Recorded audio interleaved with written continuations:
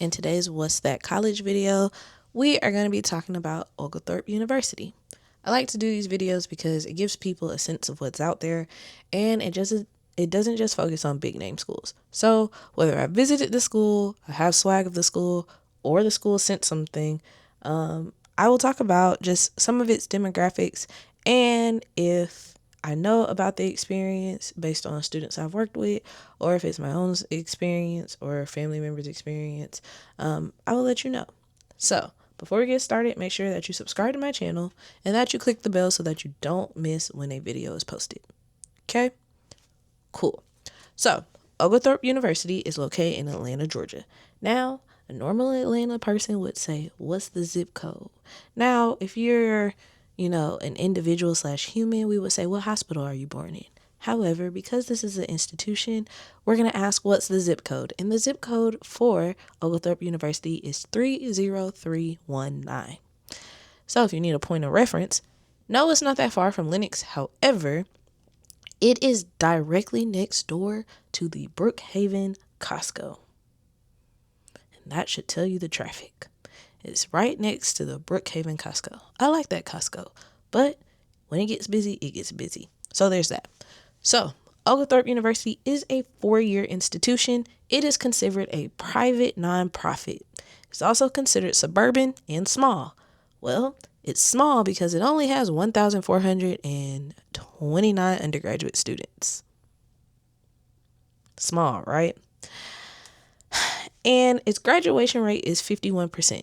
Now, I'm going to say take the graduation rate with a grain of salt. Why? I am pulling my information from the U.S. Department of Education's college scorecard. And college scorecard, when they're looking at graduation rate, they, next to the little words of graduation rate and the I, it says graduation rate. The graduation rate is the share of students who graduated within 8 years of entering the school for the first time. So, most institutions will put their 4-year, will put their 6-year. Sometimes they'll put their 5-year depending on what type of school they are. But this shows you that the U.S. Department of Education uses an 8-year. So that means they're tracking completion for 8 years. Okay? So now we're going to talk about average annual costs. And the average annual cost is the average annual net price that a student who receives federal financial aid pays to cover expenses. Those expenses can be tuition, living expenses to attend school. Net price is the school cost of attendance minus any grants and scholarships received. For public schools, this is only the average cost for the in-state student.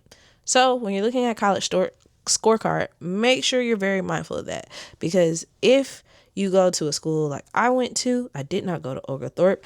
My school was public, and the tuition rate, the cost of attendance was different for in-state and out-of-state.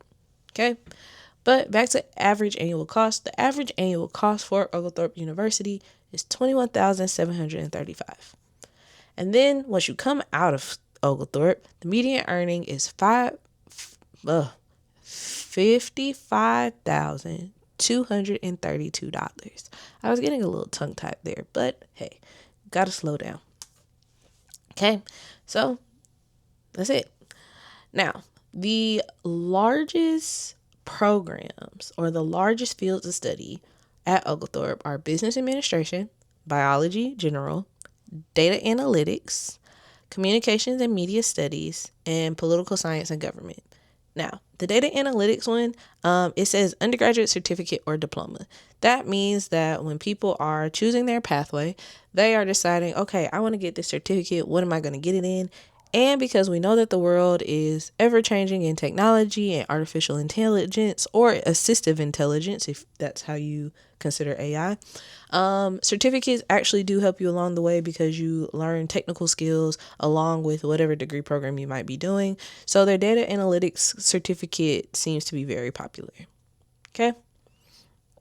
Now, Oglethorpe is 98% full-time students. That means that full-time students are the ones that they only do school. Well, In a perfect world, they would only do school. We know the cost of education is going up, but those students are taking what we consider a full load of classes. That means that you are taking at minimum, 12 credit hours. 12 credit hours. And depending on how the chips fall, that might be 4 classes. The average student takes 15, which is about 5 classes, depending on how your credits shake. So the campus has 98% full-time students, 2% part-time. And again, remember that they only have a population of 1,429 undergraduate students. Okay, now we are going to talk about the student-to-faculty ratio, and the student-to-faculty ratio is 14-1. So if you're a person that wants small classes, Oglethorpe might be for you. However, if you don't want to be in a suburban, which if you think of the city outskirts, maybe not. But I'm just giving you these details so that you know. Ew, excuse me.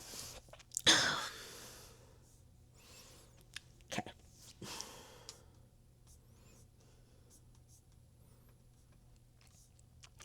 Okay. Test scores and acceptance. So Oglethorpe has an acceptance rate of 60%. And just so that you know what the acceptance rate is, it's the share of first-time students who applied to this school that were accepted. Just wanted to make sure that you all knew that. So then Oglethorpe's average SAT for critical reading fell between a 573 and a 670, and their math fell between a 533 and a 650. Then their ACT fell between a 23 and a 30. And I only tell you this because I want you to know where students fell. That's not saying that everybody got a 23 to a 30. Some people might have gotten lower. Some people might have had a higher GPA. You never know. So this is why making sure that your essays, your letter of recommendations also give a clear picture on just who you are as a person, because we don't really want you to think that all you are is a number. Honestly, I'm not even going to say we don't really want you to. We don't want you to think that you're a number. And I know that a lot of schools are going away from test optional, but it's good to know where most students fall, just so you can get a typical idea. And sometimes some people are really good test takers versus they have a lower GPA, or vice versa.